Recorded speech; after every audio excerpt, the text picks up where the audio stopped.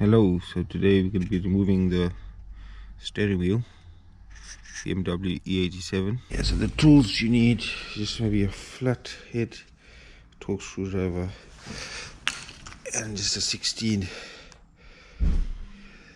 socket, a gun. First thing we need to get the airbag off. There's a little notch.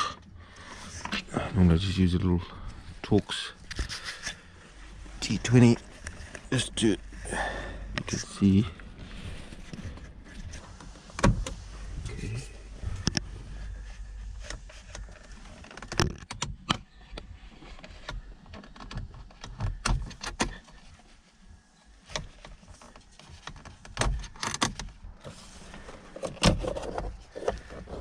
As you get it, bolts there. To remove these clips.